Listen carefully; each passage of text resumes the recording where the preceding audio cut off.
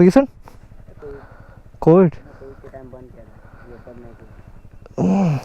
हम केरला से आए।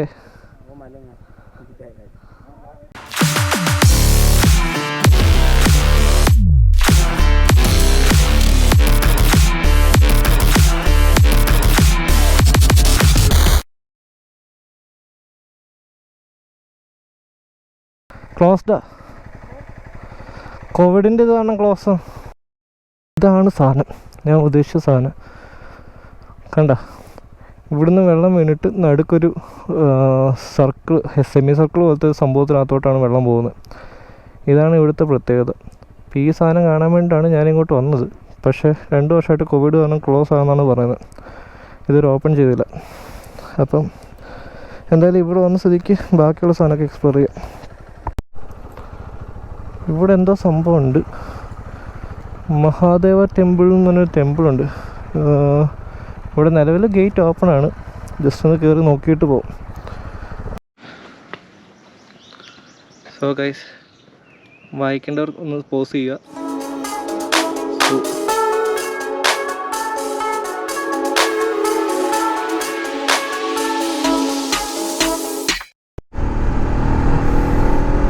അപ്പോൾ മഹാദേവ ടെമ്പിൾ കണ്ടു. മഹാദേവ ടെമ്പിൾ കഴിഞ്ഞിട്ട് ഇനിയിപ്പോൾ നമ്മുടെ അടുത്ത ഡെസ്റ്റിനേഷൻ എന്ന് പറയുന്നത് ദൂസാ ഫാൾസ് ആണ്. ദൂസാ ഫാൾസ് ഇപ്പോൾ എല്ലാവർക്കും അറിയാവുന്നൊരു സംഭവമായിരിക്കും. അത് അങ്ങോട്ടാണ് ഇപ്പം പോകുന്നത്. ചെറിയ പ്രശ്നം എന്താണെന്ന് വെച്ച് കഴിഞ്ഞാൽ ഇവിടെ GPS കിട്ടുന്നില്ല. സോ റോഡിൽ കയറിയിട്ട് നമുക്ക് നോക്കാം. എന്നാലും സലാവലി ഡാം കാണാൻ വന്നിട്ട് അവർ കയറ്റിവിടാഞ്ഞത് മോശമായിപ്പോയി. വണ്ടി കണ്ടപ്പോൾ അവർക്ക് കേരള എന്നൊക്കെ മനസ്സിലായി. പക്ഷെ അവരെയും കുറ്റം പറയാൻ പറ്റില്ല. കയറ്റി വിടണ്ടെന്ന് പറഞ്ഞു കഴിഞ്ഞാൽ പിന്നെ അവർക്ക് വേറെ ഓപ്ഷൻ ഇല്ലല്ലോ. 2 വർഷമായിട്ട് ക്ലോസ്ഡ് ആണെന്നാണ് പറഞ്ഞത്. എല്ലാം ഓപ്പൺ ചെയ്തിട്ടും ഇതുപോലൊക്കെ എന്തിനാണ് ഓപ്പൺ ചെയ്യാതെ വെച്ചേക്കുന്നതെന്നാണ് ഞാൻ ആലോചിക്കുന്നത്. അവിടെ കയറിയെന്ന് പറഞ്ഞുകൊണ്ട് അവർക്ക് പ്രത്യേകിച്ച് നഷ്ടമൊന്നുമില്ലല്ലോ. അത് മാത്രമല്ല, ഈ കോവിഡിൻ്റെ പേര് പറഞ്ഞ് കൂട്ടിയതാണെങ്കിൽ തന്നെ അവിടെ നിൽക്കുന്ന ആർക്കും മാസ്ക് ഇല്ല, അവിടെ ചെല്ലുന്ന ആർക്കും മാസ്ക് ഇല്ല. എല്ലാവരും ശരിക്കും പറഞ്ഞാൽ കോവിഡൊക്കെ മറന്നു തുടങ്ങി. അങ്ങനത്തെ ഒരു സിറ്റുവേഷനിൽ ഇങ്ങനെ ക്ലോസ് ചെയ്ത് വെക്കേണ്ട യാതൊരു ആവശ്യമില്ല. ചിലപ്പോൾ ഇങ്ങനെ ഡാം ഉണ്ടെന്നുള്ളത് പോലും അവർക്കറിയാൻ വഴിയില്ല. അതുകൊണ്ടൊക്കെ ആയിരിക്കും ഇങ്ങനെ ശ്രദ്ധിക്കാതെ കിടക്കുന്നത്. ഇനിയും വേറെ ഇതുപോലെ എന്തെങ്കിലുമൊക്കെ ക്ലോസ്ഡ് ഉണ്ടോ, ഇനി ഇതുപോലെയൊക്കെ കിട്ടുമോ എന്നുള്ളത് അതും കണ്ടറിയേണ്ടിയിരിക്കുന്നു. പക്ഷെ എന്തായാലും എനിക്ക് വെർത്തായിട്ട് തന്നെയാണ് തോന്നുന്നത്. കാരണം ഈ റൂട്ടും പിന്നെ ആ ടെമ്പിളും കുറച്ച് പഴയ ആർക്കിടെക്ചറും കാര്യങ്ങളോടൊക്കെ എനിക്ക് കുറച്ച് താല്പര്യം കൂടെ ഉള്ളതുകൊണ്ട് സംഭവം എനിക്ക് നല്ല വെർത്തായിട്ട് തന്നെയാണ് തോന്നുന്നത്.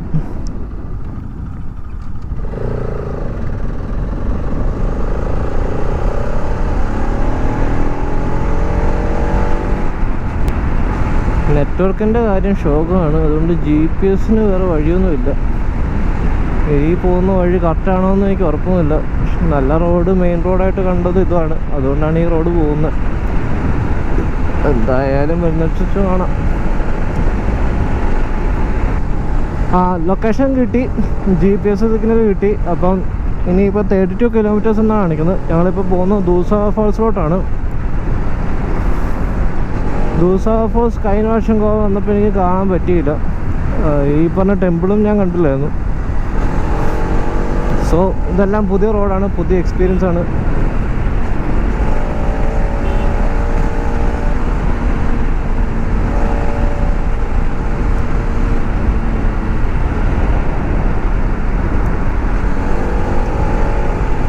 ഈ റൂട്ട് കൊള്ളാം. ഇടയ്ക്ക് അപ്രതീക്ഷിതമായി വരുന്ന ഹമ്പ് അല്ലാണ്ട് ബാക്കിയെല്ലാം നൈസാണ്. ഹമ്പും കൂടി ഇല്ലായിരുന്നെങ്കിൽ കൊള്ളായിരുന്നു.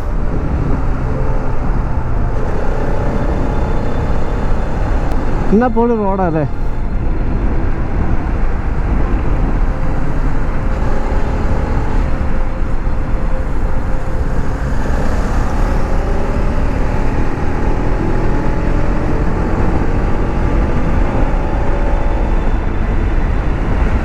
ഒരു രക്ഷയില്ലാത്ത വഴി എന്ന് വെച്ചാൽ ഒരു രക്ഷയില്ലാത്ത വഴി.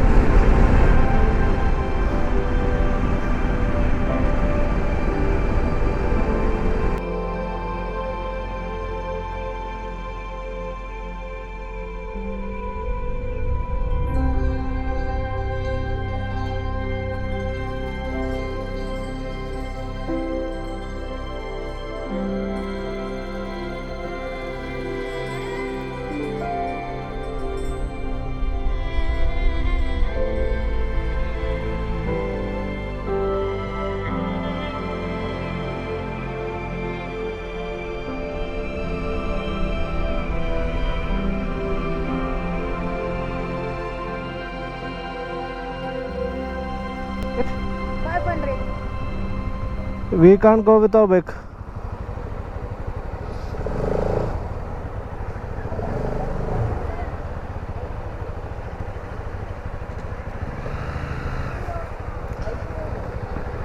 വണ്ടിക്ക് പോകാൻ പറ്റൂല. 500 രൂപ ഒരാൾക്ക് കൊടുത്തിട്ട് അവരുടെ വണ്ടിക്ക് പോകണം. 45 മിനിറ്റ് ടൈം എടുക്കും. പിന്നെ 1.5 മണിക്കൂർ അവിടെ സ്പെൻഡ് ചെയ്തിട്ട് പിന്നെ 45 മിനിറ്റ് വേണം ഇങ്ങോട്ട് വരെ.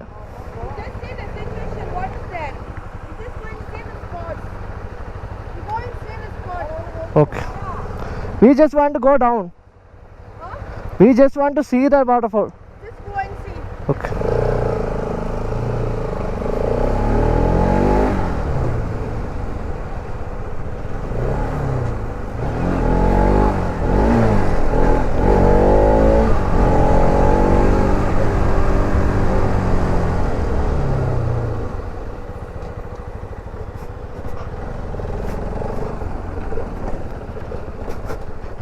ഈ റൂട്ട് ബലോറ മാത്രമേ പോവുള്ളൂ എന്നാണ് പറയുന്നത്.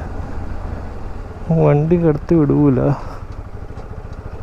I think it's because of the off road.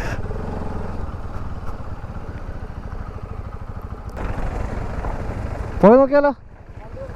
ആ, ഓഫ് റോഡാണ്. വാ നോക്കാം.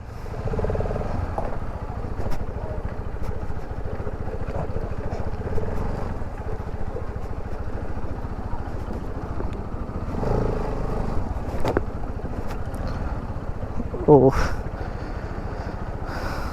ഇത് ടാസ്ക്കാണ്.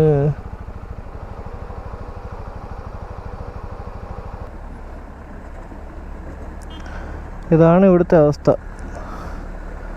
ഇതിൽ കൂടെ 4x4 മാത്രമേ പോകത്തുള്ളൂ എന്നാണ് അവർ പറയുന്നത്. ബൈക്ക് കൊണ്ട് പോകണമെങ്കിൽ കുറച്ച് ടാസ്ക്കാണ്. പിന്നെ മെയിൻ പ്രശ്നം 500 രൂപ മുടക്കി, ഒരാൾക്ക് 500 രൂപ മുടക്കി പോയാലും നമുക്ക് ടൈമില്ല. 45 മിനിറ്റ്സാണ് അവർ പറയുന്നത് ഫോർ ദ ട്രാവൽ. അങ്ങോട്ട് 45, ഇങ്ങോട്ട് 45, പിന്നെ 1.5 hours ട്രെക്കിംഗ്.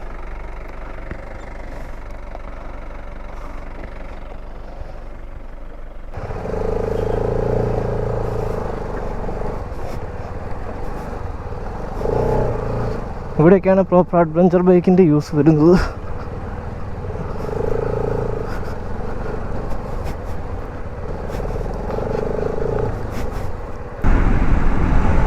ചെറിയ ചേഞ്ച് ഓഫ് പ്ലാൻസ് ഉണ്ടായി.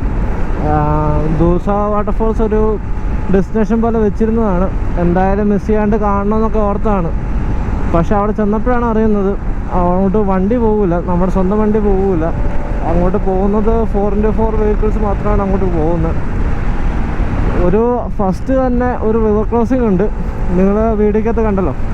അപ്പോൾ ഫസ്റ്റ് തന്നെ റിവർ ക്രോസിംഗ് ഉണ്ട്. പിന്നെ അത് കഴിഞ്ഞിട്ടാണ് ഏറ്റവും മഡ് റോഡും കാര്യങ്ങളൊക്കെയാണ്. ആ പോയേക്കുന്ന വണ്ടി കണ്ടാൽ തന്നെ അറിയാം. പകുതി കണത്തിന് നമ്പർ പ്ലേറ്റൊക്കെ ഇളകി കിടക്കുവാണ്. പിന്നെ ഫുള്ള് മഡും ചെളിയും. അപ്പോൾ പിന്നെ അതിനേക്കാളും വലിയ പ്രശ്നം എന്ന് വെച്ച് കഴിഞ്ഞാൽ വണ്ടി അവിടെ പാർക്ക് ചെയ്തിട്ട് നമുക്ക് അവരുടെ വണ്ടിയിൽ നമുക്ക് പോകാൻ പറ്റും. അതിൻ്റെ ചാർജ് വരുന്നത്, കോസ്റ്റ് വരുന്നത് പെർ ഹെഡ് 500 ആണ്. ഒരാൾക്ക് 500 രൂപ വെച്ചാവും. പക്ഷെ നമ്മുടെ കയ്യിൽ സിറ്റുവേഷൻ എന്ന് വെച്ച് കഴിഞ്ഞാൽ 45 മിനിറ്റ്സാണ് അങ്ങോട്ട് പോകാൻ വേണ്ടി എടുക്കുന്നത്. 45 മിനിറ്റ്സ് അങ്ങോട്ട് പോകാനും 45 മിനിറ്റ്സ് ഇങ്ങോട്ട് വരാനും എടുക്കും. എന്ന് വെച്ചാൽ 1.5 hours അവിടെ വേസ്റ്റ് ആവും. അത് കൂടാണ്ട് 1.5 hours അവിടെ സ്പെൻഡ് ചെയ്യാനുള്ള ടൈമും ഉണ്ട്. ഇപ്പോൾ നമ്മളൊരു 500 രൂപ കൊടുത്ത് ഒരു വണ്ടി ഹയർ ചെയ്താലും ആ ഹയർ ചെയ്യുമ്പം കൂടെ ചിലപ്പം വേറെ കുറേ ആൾക്കാർ കാണും. അപ്പം നമ്മൾ പോയിട്ട് ഒരു അരമണിക്കൂർ കഴിഞ്ഞ് തിരിച്ചു വരാൻ നോക്കിയാലും ചിലപ്പം ബാക്കിയുള്ളവർ എല്ലാം റെഡി ആയി കഴിഞ്ഞിട്ടായിരിക്കും നമുക്ക് തിരിച്ചു വരാൻ പറ്റുന്നത്. സോ ഏകദേശം ഒരു 3 hours അങ്ങോട്ട് സ്പെൻഡ് ചെയ്യാൻ വേണ്ടിയിട്ടുണ്ടെങ്കിൽ മാത്രം ദൂസ ഫാൾസിനെ പറ്റി ചിന്തിച്ചാൽ മതി. നമുക്ക് ഗോവയിലുള്ള 2 സ്ഥലങ്ങളും നൈസ് മൂഞ്ചിലാണ് കിട്ടിയത്. ആദ്യത്തേത് കോവിഡ് കാരണം ക്ലോസ്ഡ് ആണെന്ന് പറഞ്ഞു. ഇതാണെങ്കിൽ ടൈമിൻ്റെ ഇഷ്യൂ കാരണം നമ്മളത് ചെയ്തില്ല. സോ 2 ഡെസ്റ്റിനേഷൻസും ഫ്ലോപ്പായിരുന്നു. ഇപ്പോൾ ഒരാൾ ഈ സ്ഥലത്തൊക്കെ വരുന്നത് ജസ്റ്റ് ആ ഒരു പർട്ടിക്കുലർ സ്പോട്ട് കാണാൻ വേണ്ടിയിട്ട് മാത്രമാണെന്നുണ്ടെങ്കിൽ അത് റിയലി ഡിസപ്പോയിൻറ്റഡ് ആയിരിക്കും. പക്ഷെ ഞാൻ ഒട്ടും ഡിസപ്പോയിൻറ്റഡ് അല്ല. കാരണം എനിക്ക് ആ റൂട്ടും കാര്യങ്ങളാണ് വേണ്ടത്. ആ ആദ്യമേ മറ്റേ ഡാമിലോട്ട് പോയ വഴിയാണെങ്കിലും അത് തന്നെ പൊളി വഴിയായിരുന്നു. ഇപ്പം ഈ കാണുന്ന പോലെ സ്ട്രെയിറ്റ് റോഡും ഓപ്പൺ റോഡും ഒക്കെ നല്ലതല്ല എന്നല്ല ഞാൻ പറയുന്നത്. പക്ഷെ ഇത് നമ്മൾ കുറേ കാണുമെന്ന് വെച്ച് കഴിഞ്ഞാൽ ഇത് ഭയങ്കര കോമൺ ആണ്. പക്ഷെ മറ്റേ വഴി എന്നൊക്കെ പറഞ്ഞുണ്ടല്ലോ, അത് ഓരോ ടേണിലും ഓരോ ഡിഫറെൻറ്റ് വ്യൂസും കാര്യങ്ങളൊക്കെയാണ്. അപ്പോൾ അങ്ങനത്തെ വഴി കൂടെ പോകുന്നത് വേറൊരു എക്സ്പീരിയൻസ് തന്നെയാണ്. ആ ഒരു ചിന്താഗതി നോക്കുകയാണെന്നുണ്ടെങ്കിൽ 2 സ്ഥലത്തോട്ട് പോയതും വ്യർത്ഥമായിരുന്നു.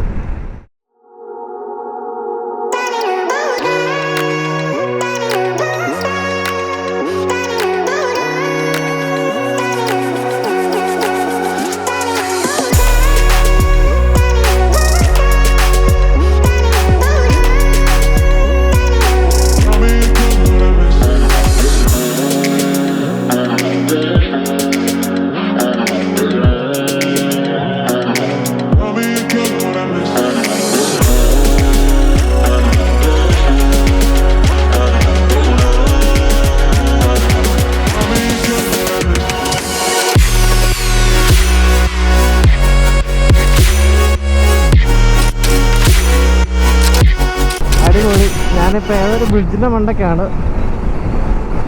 പക്ഷെ വഴി തെറ്റിയോ എന്നൊരു ഡൗട്ടുണ്ട്. അവനാണെ പറന്നു പോകുന്നുമുണ്ട്.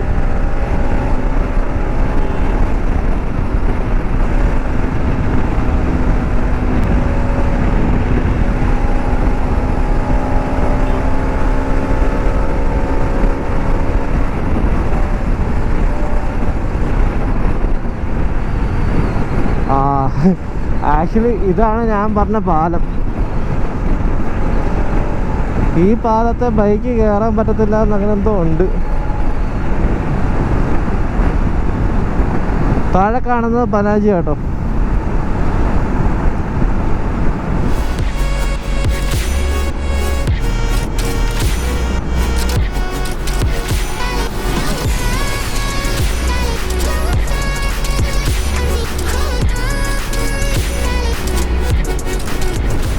ഈ ബ്രിഡ്ജിൽ ബൈക്കിന് അലൗഡല്ല. ഇനിയിപ്പോൾ ചെല്ലുമ്പോൾ എന്തായാലും കണ്ടറിയാം ആരും പിടിക്കുമോ.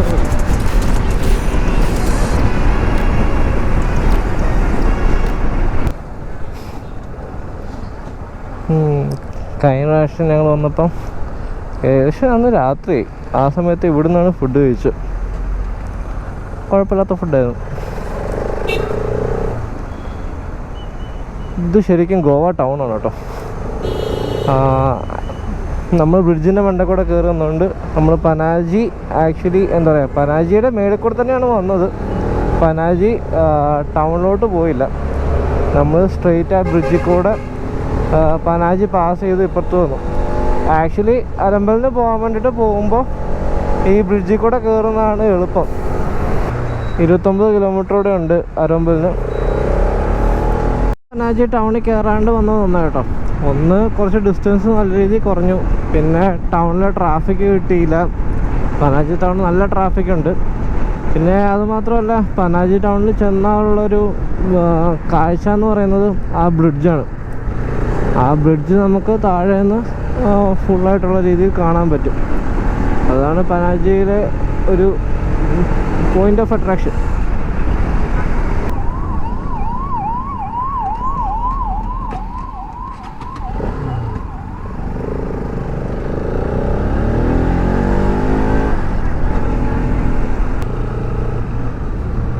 അമ്പലത്തിൻ്റെ കളറുണ്ട്.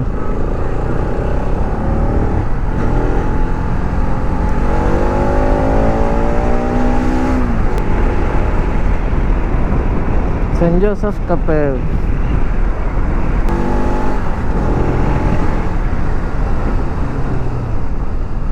നമ്മൾ അരമ്പൽ എത്താറായി. ഏകദേശം ഒരു 7 കിലോമീറ്റർ ഉള്ളൂ അരമ്പലിന്. നമ്മളിപ്പോൾ അരമ്പലെത്തി. ഇപ്പോൾ ടോട്ടൽ ട്രാവൽ ചെയ്തേക്കുന്നത് 394 കിലോമീറ്ററാണ്. ഇനി റൂമിലോട്ടൊരു 4 കിലോമീറ്റർ കൂടെ ഉണ്ട്. So today's ride was under 400 kilometres. പിന്നെ വേറൊരു കാര്യം ഇപ്പോൾ എനിക്ക് മനസ്സിലായി.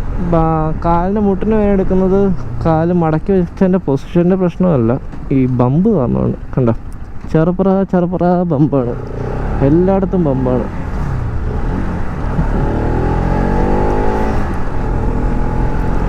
അതാണ് ഈ മുട്ടിന് വേദന എടുക്കാനുള്ള മെയിൻ റീസൺ.